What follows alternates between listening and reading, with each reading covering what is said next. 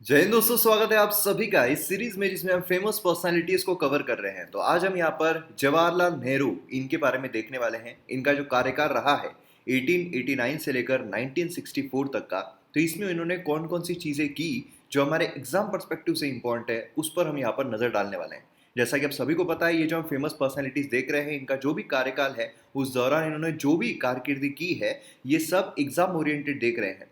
और ये जो एग्जाम ओरिएंटेड होता है, ये काफ़ी कम जगहों पर आपको देखने को मिलता है। मतलब जो चीज़ें हैं इतनी सारी दी हुई होती है कि उसमें से एग्जाम पर्सपेक्टिव इम्पॉर्ट क्या है क्या नहीं है, इसमें काफ़ी कन्फ्यूजन होता है। तो यहाँ पर हम वो सारी चीज़ें कवर करते हैं जो एग्जाम स्पेसिफिक है, जो आपको एग्जाम में पूछी जा सकती है। यूपीएससी से लेकर जितनी भी एग्जाम्स है, आपको यहाँ पर काम आ सकता है। तो चलिए यहाँ पर शुरू करते हैं जवाहरलाल नेहरू। शुरू करने से पहले एमएम एकेडमी ऐप अगर आपने अब तक डाउनलोड नहीं किया है तो आप जल्द से जल्द डाउनलोड कीजिए, क्योंकि यहाँ पर मेरे द्वारा बहुत सारे कोर्सेज जो है वो लाए जाते हैं जो आपको एग्जाम में काफ़ी फायदा पहुंचाते हैं। हाईएस्ट क्वालिटी कंटेंट आपको देखने को मिलता है। और एक बार अगर आप ये वीडियो लेक्चर्स देख लेते हो, अलग अलग कोर्सेज जीएस 1 2 3 4 अलग अलग जितने भी सब्जेक्ट्स है वो सब आपको देखने को मिलेंगे। और एक बार अगर आपने देख लिया, कोई और सोर्स रेफर करने की जरूरत नहीं है। इनफैक्ट एनसीईआरटी जो है वो भी पढ़ने की जरूरत नहीं है, क्योंकि ये सभी उसमें कवर किया गया है। तो जल्द से जल्द डाउनलोड कीजिए एमएम एकेडमी ऐप और वीडियोस को एंजॉय कीजिए। तो आइए यहाँ पर सबसे पहले तो हम इनके बारे में जान लेते हैं। अबाउट, सबसे पहले अबाउट देखना ज़रूरी है। तो उसमें हमें देखने को मिलता है कि इनका जो जन्म है वो 14 नवंबर 1889 को इलाहाबाद, जो अभी प्रयागराज है, वहाँ पर देखने को मिलता है। इनके जो फादर है उनका नाम है मोतीलाल नेहरू, जो खुद अपने जो कार्यकाल रहा है 1861 से लेकर 1931 तक का, तो अपने कार्यकाल में इनकी भी काफ़ी ज़्यादा योगदान हमें देखने को मिलता है हमारे फ्रीडम स्ट्रगल में। और पॉलिटिक्स में इनका काफ़ी ज़्यादा योगदान जो है वो देखने को मिलता है। ये कश्मीरी पंडित कम्युनिटी जो है उससे बिलोंग करते हैं। और इनकी जो माता है उनका नाम स्वरूप रानी तुसु हमें देखने को मिलता है। इनका कार्यकाल 1868 से लेकर 1938 तक का है। जवाहरलाल नेहरू अगर हम देखते हैं तो एल्डेस्ट सन हमें देखने को मिलते हैं 3 चिल्ड्रन, क्योंकि मोतीलाल नेहरू 3 बच्चे, उनमें से एल्डेस्ट सन मतलब जवाहरलाल नेहरू। और इनमें से 2 अगर हम देखते हैं तो गर्ल्स हमें देखने को मिलती है। तो ये चीज़ काफ़ी ज़्यादा इंपॉर्टेंट है इनके बारे में। प्लस यहाँ पर अगर हम देखते हैं तो एल्डर सिस्टर जो है विजय लक्ष्मी लेटर, ये यहाँ पर फर्स्ट फीमेल प्रेसिडेंट बनती है यूनाइटेड नेशन जनरल असेंबली की। मतलब आप देख सकते हो कि यहाँ पर इन्होंने भी काफ़ी बड़े लेवल पर काम किया है। नेहरू जो है ये ट्रिनिटी कॉलेज जाते हैं कैम्ब्रिज अक्टूबर 1907 में। ग्रेजुएट होते हैं honours degree in natural science 1910 में। देन उसके बाद अगर हम देखते हैं, इन्होंने जो पॉलिटिक्स है उसमें भी यहाँ पर पढ़ाई की है। मतलब जो पॉलिटिक्स है उसमें भी इनकी रुचि रही, तो उसमें भी उन्होंने पढ़ाई की। इकोनॉमिक्स में भी हिस्ट्री जो है, पढ़ाई मतलब इन द सेंस पढ़ा है, पॉलिटिक्स को पढ़ा है, इकोनॉमिक्स पढ़ा है, हिस्ट्री लिटरेचर, ठीक है। देन उसके बाद अगर हम देखते हैं तो नेहरू जो है वो लंदन चले गए जो लॉ है उसे पढ़ने के लिए, इनर टेम्पल इन। और जो बार है वहाँ पर उनको बुलाया गया 1912 में। बार में बुलाया गया मतलब वो बार में नहीं बुलाया गया, ठीक है, कि आओ आओ आओ बार में आओ, उसमें नहीं। मतलब क्या होता है, कोई भी इंसान जब अपनी जो मतलब कोर्ट रूम होता है, जो भी कानून पढ़ा है, अगर वो कोर्ट रूम में उसको अलाउ किया जा रहा है आर्ग्यू करने के लिए, तो वो कहा जाता है कि उसको बार में बुलाया जा रहा है 1912 में। फिर रिटर्निंग टू इंडिया अगस्त 1912 में वापस आते हैं। खुद को उन्होंने एनरोल किया एडवोकेट इलाहाबाद हाई कोर्ट में। उनकी जो डेथ है वो हार्ट अटैक के द्वारा कही जाती है। और उनकी जब डेथ हुई है उसके लिए चिल्ड्रंस डे इस तरीके से यहाँ पर सेलिब्रेट किया जाता है।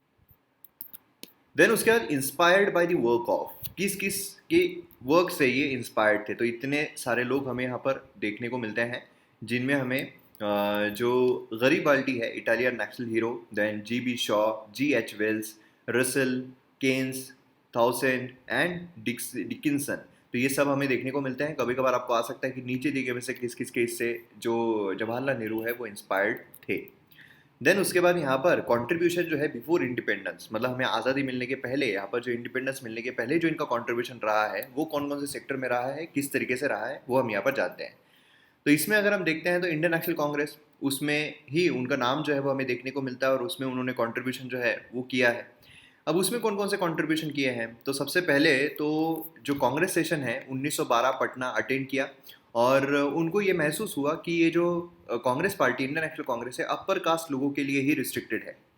फिर उसके बाद यहाँ पर जो पार्टी थी, इंडियन नेशनल कांग्रेस से जो पार्टी थी, ये मॉडरेट से डोमिनेटेड थी। मॉडरेट्स आप सभी को पता है, लास्ट जो हमने जो फेमस पर्सनालिटी देखी थी, मतलब सबसे पहले जो हमने देखी थी, उसमें हमें देखने को मिला था लोकमान्य तिलक। लोकमान्य तिलक अगर हम देखते हैं तो वो एक्सट्रीमिस्ट थे, है ना, क्योंकि अगर हम देखते हैं तो जो इंडियन नेशनल कांग्रेस है स्टार्टिंग में दो भागों में डिवाइडेड थी, एक्सट्रीमिस्ट एंड मॉडरेट्स। मॉडरेट्स मतलब जो लव लेटर जो है वो ब्रिटिशर्स को देना कि देखो ऐसा करना है, वो करना है, ये करना है। एक्सट्रीमिस्ट का ये था कि यार ये सब चीज़ों से काम नहीं होने वाला है, हमें यहाँ पर एक्सट्रीम स्टेप्स जो है वो उठाने पड़ेंगे। और यहाँ पर ये अगर हम देखते हैं तो मॉडरेट जो है उनसे डोमिनेटेड थी इंडियन नेशनल कांग्रेस, और ये जो जवाहरलाल नेहरू है उनको भी यहाँ पर रियलाइजेशन हो रहा था। और उनके जो आइडियाज़ है वो थोड़े रेडिकल पर्सपेक्टिव में थे, एकदम वायलेंट नहीं लेकिन रेडिकल पर्सपेक्टिव में थे। उन्होंने कंप्लीट कॉन्स्टिट्यूशनल इंडिपेंडेंस जो उसकी बात की थी। उन्होंने यहाँ पर नॉन कोऑपरेशन को एडवोकेट किया, जो ऑर्डिनरी पोजीशंस है वहाँ से रिजाइन जो है वो यहाँ पर किया, क्योंकि जिससे कि जो ब्रिटिशर्स है उनका जो भी यहाँ पर वर्ल्ड वॉर बोलिए जहाँ पर भी उन्होंने इंडिया को अपने आप ढकेल दिया था उसका यहाँ पर विरोध करने के लिए मोर अग्रेसिव नक्सलिस्ट जो थे उनको यहाँ पर उन्होंने सपोर्ट भी किया था। और यहाँ पर अगर आप देखोगे general secretary all India Congress committee जो है 1923 में वो बनते हैं। पार्टी प्रेसिडेंट लाहौर सेशन 1929 में वो बनते हैं, जहाँ पर कंप्लीट इंडिपेंडेंस जो है वो एज अ गोल डिक्लेयर किया जाता है।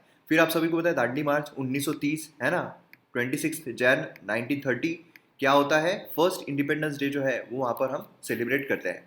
तो ये चीज़ यहाँ पर हमें देखने को मिलती है। देन होम रूल लीग जो है वो हमें देखने को मिलता है, मतलब एनी बेसेंट जो है उससे इन्फ्लुएंस होकर उन्होंने होम रूल लीग जो है उसके लिए भी काम किया था।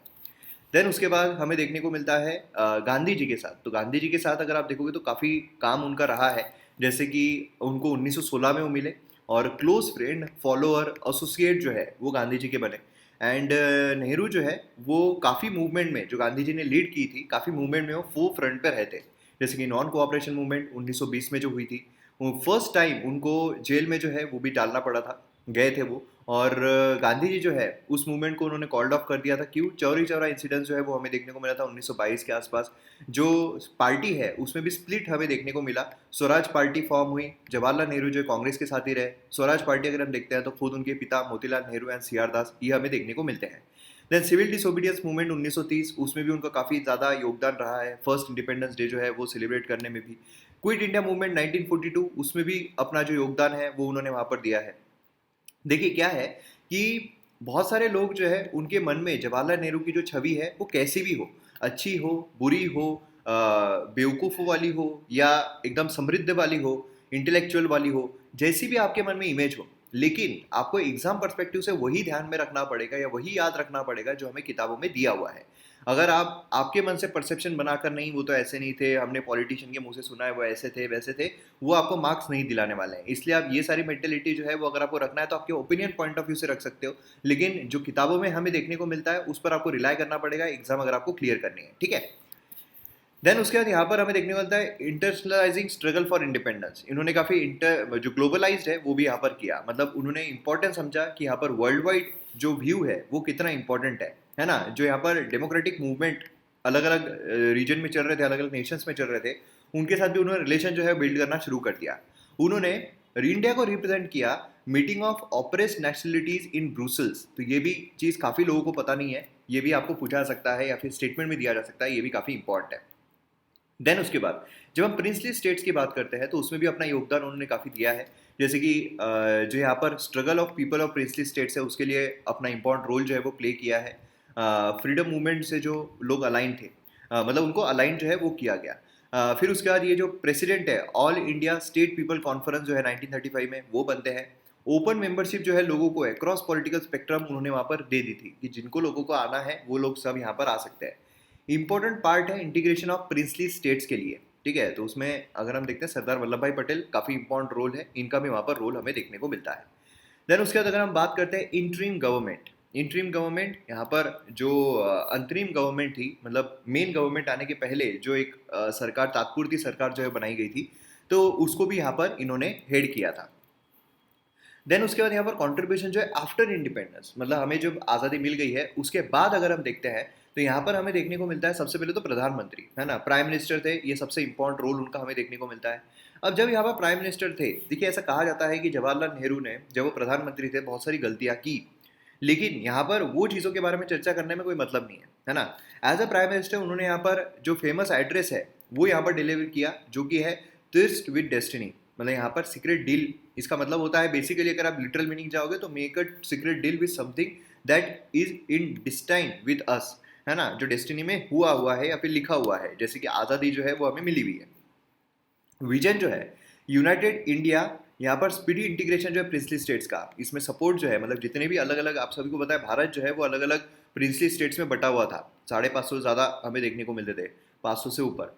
तो वहाँ पर अगर आप देखोगे तो उनको इंडिया में इंटीग्रेट करना, ताकि एक अखंड भारत जो है उसका निर्माण हम कर सके, क्योंकि पाकिस्तान में जाएंगे, भारत में जाएंगे, ये सारी चीज़ें हमें देखने को मिल रही थी। तो इसमें सपोर्ट जो है सरदार वल्लभ भाई पटेल एंड वी के कृष्णन मेनन, तो ये सब हमें इनके इससे देखने को मिलता है कि इंटीग्रेशन जो है वो भी यहाँ पर किया गया। देन उसके बाद यहाँ पर इकोनॉमी की अगर हम बात करते हैं तो उन्होंने मिक्स्ड इकोनॉमी जो है उसको यहाँ पर एडवोकेट किया। मिक्स्ड इकोनॉमी मतलब क्या होता है, जो हमारे इकोनॉमी की कोर्स है MM एकेडमी ऐप पर, उसमें आपने देखा होगा कि एक होती है कम्युनिस्ट सोशलिस्ट इकोनॉमी, मतलब क्या है कि यहाँ पर जो भी है सब सरकार के हाथ में रहेगा, है ना। और एक होती है कैपिटलिस्ट इकोनॉमी, मतलब क्या है, मतलब कि जो बिजनेस वाले हैं सब कुछ उनके हाथ में रहेगा। और एक होती है जहाँ हमें दोनों देखने को मिलते हैं, वो होती है मिक्स्ड इकोनॉमी, मतलब जहाँ पर जो कैपिटलिज्म है वो भी आ रहा है, लेकिन जहाँ जहाँ तक कैपिटलिज्म नहीं पहुँच रहा है गरीबों का उद्धार करने के लिए, वहाँ पर सोशल वेलफेयर स्कीम्स के तहत जो सरकार है वो भी अपने जो चीज़ें हैं वो लाती रहेगी। इसको हम कहते हैं मिक्स्ड इकोनॉमी। और इन्होंने मिक्स्ड इकोनॉमी जो उसको यहाँ पर एडवोकेट किया। हेवी इंडस्ट्रीज जो है वो भी यहाँ पर स्टैब्लिश किए। और फर्स्ट ऑफ इस 5 ईयर प्लान 1951, ठीक है। देन उसके बाद यहाँ पर हमें स्टेट रीऑर्गेनाइजेशन जो वो भी देखने को मिलता है। क्या था कि जो अलग अलग राज्य थे, है ना, बहुत सारे हमारे यहाँ पर राज्य में देखने को मिल रहे थे, लेकिन अब क्या हो रहा था कि राज्य जो है वो लिंग्विस्टिक बेसिस पर टूटने की कोशिश कर रहे थे कि हम इतना ग्रुप है, हमारा सेम लैंग्वेज है, तो हमको अलग से एक राज्य चाहिए। उस तरीके से यहाँ पर स्टेट रीऑर्गेनाइजेशन भी हमें देखने को मिलता है। मतलब 1953 में स्टेट रीऑर्गेनाइजेशन कमीशन जो है उसका गठन यहाँ पर किया गया, जिससे कि जो स्टेट बाउंड्रीज है लिंग्विस्टिक लाइंस पर, वो यहाँ पर की जानी चाहिए, नहीं की जानी चाहिए, किस तरीके से करनी चाहिए, वो यहाँ पर करने की कोशिश की गई। देन उसके बाद ऑफिशियल लैंग्वेज अगर हम देखते हैं तो उन्होंने यहाँ पर एडवोकेट किया हिंदी को एज अ ऑफिशियल लैंग्वेज।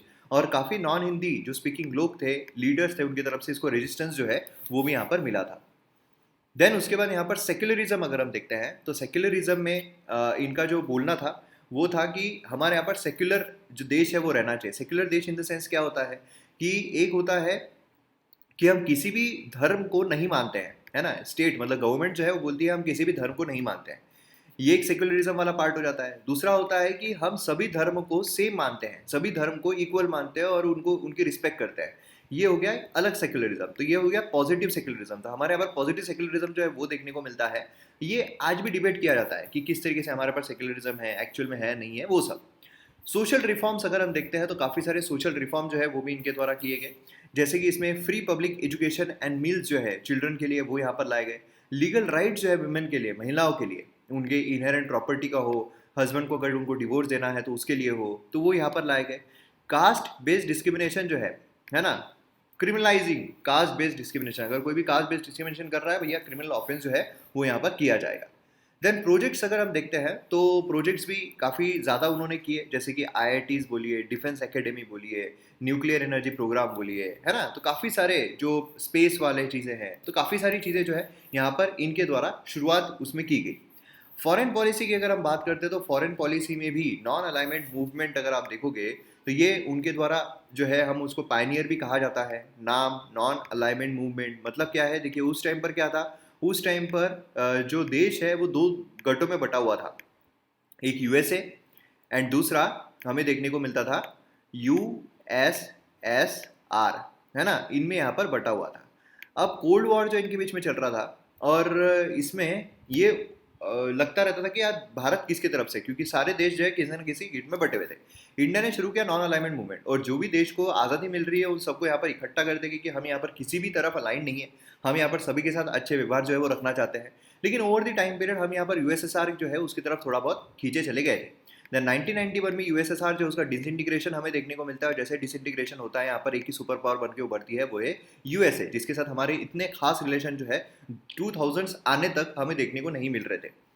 लेकिन फिर उसके बाद धीरे धीरे करते हुए आज तो हमारे बहुत अच्छे रिलेशन जो है वो देखने को मिलता है। लेकिन वही है कि इंटरनेशनल ग्राउंड्स पर कोई भी अच्छे रिलेशन दोस्त या दुश्मन नहीं होता है, हर एक के स्टांस चेंज होता रहता है as per their requirement. Panchsheel जो है वो हमें देखने को मिलता है, मतलब जहाँ पर 5 पॉइंट हमें दिए गए थे पीस से रहने के लिए, चाइना जो है ना, तो ये हमें देखने को मिलता है। प्लस यहाँ पर कुछ फैक्ट जो है वो भी हमें देखने को मिलता है, जैसे कि इनकी डेथ जो है प्रधानमंत्री की डेथ, मतलब ये प्रधानमंत्री थे जब इनकी डेथ जो है वो हमें देखने को मिली। लाल बहादुर शास्त्री, है ना, उसके बाद हमें देखने को मिले। ओनली डॉटर इंदिरा गांधी जो है वो यहाँ पर प्रधानमंत्री बनी है बाद में, ठीक है। ऑब्जेक्टिव रिजोल्यूशन जो है वो भी इनके द्वारा लाया गया था, जो हमारे संविधान में काफी एक महत्वपूर्ण जो एक पैच है वो हमें देखने को मिलता है, जो आप कमेंट सेक्शन में आपको बताना है कि कौन सा है। ऑब्जेक्टिव रिजोल्यूशन अगर आप देखोगे तो उसके बारे में थोड़ी बहुत इन्फॉर्मेशन जो है वो आप कमेंट सेक्शन में ज़रूर लिखिएगा। तो इस तरीके से हमें चीज़ें जो है वो देखने को मिलती हैं। नोटेबल वर्क्स अगर हम देखते हैं तो उसमें हमें देखने को मिलता है उन्होंने जो भी नोटेबल वर्क्स किए हैं उसमें discovery of India, glimpse of world history, toward freedom and an autobiography, जिसमें उनकी ऑटोबायोग्राफी जो है वो देखने को मिलती है। तो इस तरीके से कुछ उनके नोटेबल वर्क्स है जो आपको एग्जाम में पूछे जा सकते हैं। तो यहाँ पर हमारा ये जो लेक्चर है ये खत्म होता है। अब नेक्स्ट इसमें आपको कौन से जो लीडर चाहिए वो आप मुझे कमेंट सेक्शन में बताइए। और इसी जो पीडीएफ है कि पीडीएफ से आप फटाफट रिवाइज कर सकते हो, तो पीडीएफ जो है वो आपको टेलीग्राम से मिल जाएगी, तो टेलीग्राम पर आप फॉलो कर सकते हो। आपको जो लिंक है वो डिस्क्रिप्शन में मिल जाएगी। एंड डाउनलोड कीजिए MM Academy ऐप। मिलते हैं हम अगले वीडियो में। जय हिंद।